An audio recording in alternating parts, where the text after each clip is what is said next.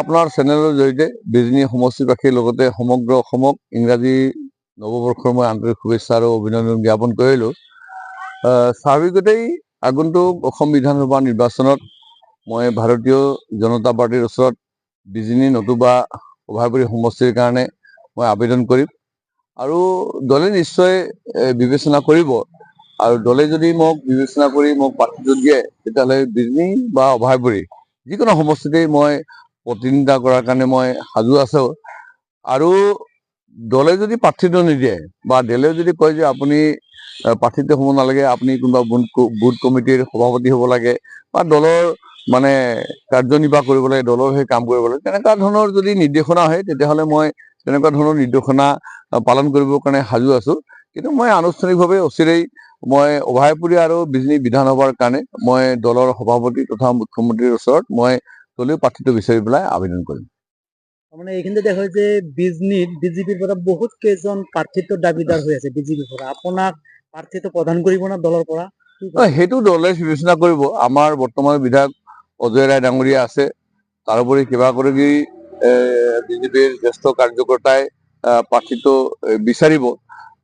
গতিকে দলে বিবেচনা কৰিব, যোগ্য অযোগ্যৰ কথাটো বিবেচনা কৰিব আৰু এই সমষ্টিটোৰ জনগাঁথনিৰ কথাটোও নিশ্চয় দলে বিবেচনা কৰিব। গতিকে কোন উপযুক্ত বা কোনগৰাকী ব্যক্তিক প্ৰাৰ্থীটো দিলে বিজনী বা অভয়পুৰী সমষ্টিত জয়যুক্ত হ'ব পাৰিব, তেনেকুৱা ধৰণৰ নিশ্চয় আমাৰ শীৰ্ষ নেতৃত্বই বিবেচনা কৰিব।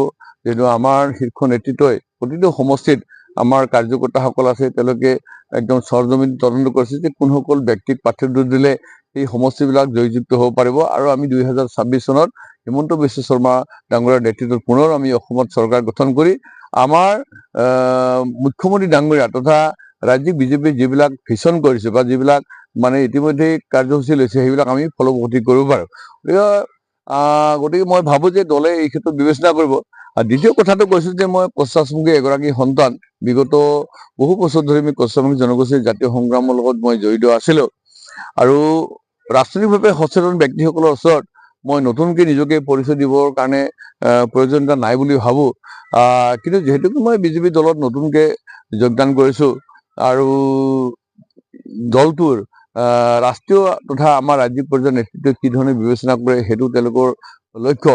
কিন্তু মই এটা অনুৰোধ কৰিম যে কছাৰী জনগোষ্ঠী ৰাজনৈতিকভাৱে বহু আমি ডিপ্ৰাইভ, বিশেষকৈ আমাৰ গোলকগঞ্জ, বিলাসীপাৰা, বঙাইগাঁও, অভয়পুৰী, সৃজনগ্ৰাম, আমাৰ মানক, সৰ্ব ভৱানীপুৰ, বিজনী এই সমষ্টিকেইটাত কছাৰী জনগোষ্ঠীৰ জনগাঁথনি আছে আৰু এইকেইটা সমষ্টিতেই কছাৰী জনগোষ্ঠীয়ে আমি ৰাজনৈতিকভাৱে আমি বিধায়ক হোৱাৰ এটা উপযুক্ত এটা স্থান।